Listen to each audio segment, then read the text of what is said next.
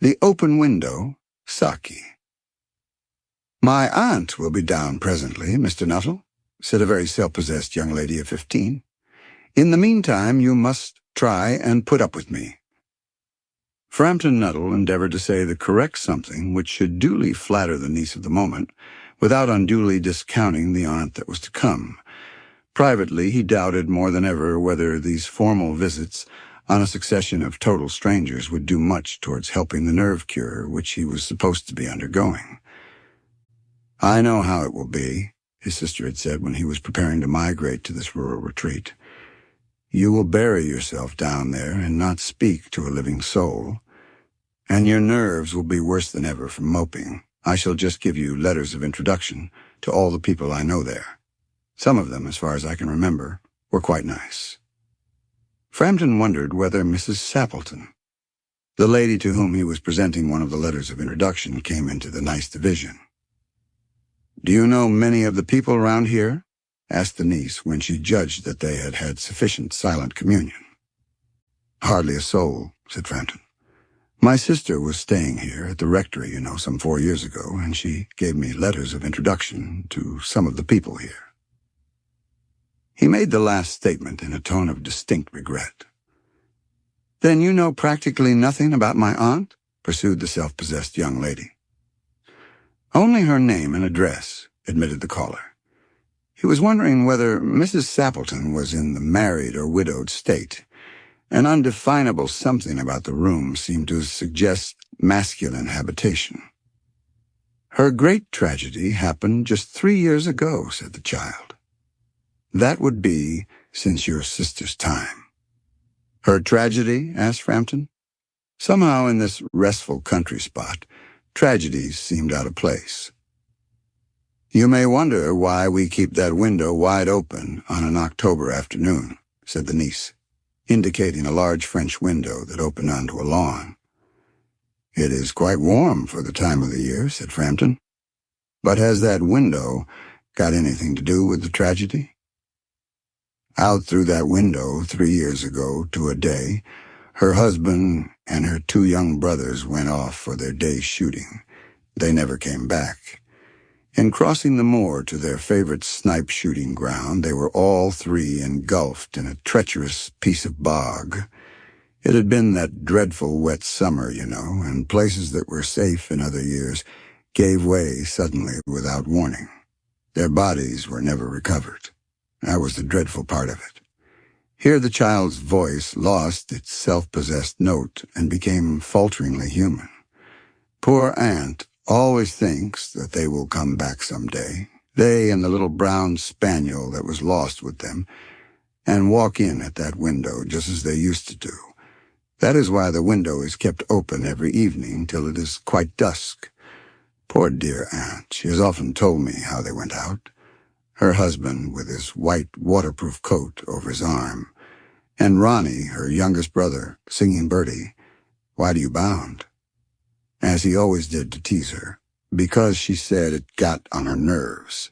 Do you know, sometimes on still, quiet evenings like this, I almost get a creepy feeling that they will all walk in through that window." She broke off with a little shudder. It was a relief to Framton when the aunt bustled into the room with a whirl of apologies for her being late in making her appearance. "I hope Vera has been amusing you," she said. "She has been very interesting," said Framton. "I hope you don't mind the open window," said Mrs. Sappleton briskly. "My husband and brothers will be home directly from shooting, and they always come in this way. They've been out for snipe in the marshes today, so they'll make a fine mess over my poor carpets. So like you menfolk, isn't it?" She rattled on cheerfully about the shooting and the scarcity of birds and the prospects for duck in the winter. To Framton it was all purely horrible. He made a desperate but only partially successful effort to turn the talk on to a less ghastly topic. He was conscious that his hostess was giving him only a fragment of her attention, and her eyes were constantly straying past him to the open window and the lawn beyond. It was certainly an unfortunate coincidence that he should have paid his visit on this tragic anniversary. The doctors agree in ordering me complete rest and absence of mental excitement, and avoidance of anything in the nature of violent physical exercise, announced Framton, who labored under the tolerably widespread delusion that total strangers and chance acquaintances are hungry for the least detail of one's ailments and infirmities, their cause and cure. On the matter of diet, they are not so much in agreement, he continued. No, said Mrs. Sappleton, in a voice which only replaced a yawn at the last moment. Then she suddenly brightened into alert attention, but not to what Framton was saying. "Here they are at last," she cried. "Just in time for tea. And don't they look as if they were muddy up to the eyes?" Framton shivered slightly and turned towards the niece with a look intended to convey sympathetic comprehension. The child was staring out through the open window with a dazed horror in her eyes. In a chill shock of nameless fear, Framton swung round in his seat and looked in the same direction. In the deepening twilight, 3 figures were walking across the lawn towards the window. They all carried guns under their arms, and one of them was additionally burdened with a white coat hung over his shoulders. A tired brown spaniel kept close at their heels. Noiselessly they neared the house, and then a hoarse young voice chanted out of the dusk, "I said, Bertie, why are you bound?" Framton grabbed wildly at his stick and hat. The hall door and the gravel drive and the front gate were dimly noted stages in his headlong retreat. A cyclist coming along the road had to run into the hedge to avoid imminent collision. "Here we are, my dear," said the bearer of the white mackintosh, coming in through the window. "Fairly muddy, but most of it's dry.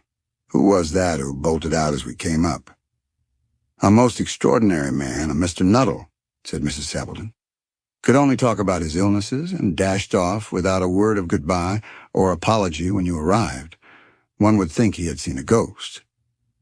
"I expect it was the spaniel," said the niece calmly. "He told me he had a horror of dogs. He was once hunted into a cemetery somewhere on the banks of the Ganges by a pack of pariah dogs and had to spend the night in a newly dug grave with the creatures snarling and grinning and foaming just above him, enough to make anyone lose their nerve. Romance at short notice was her speciality. The end of the story. Subscribe or I'll take your iPad.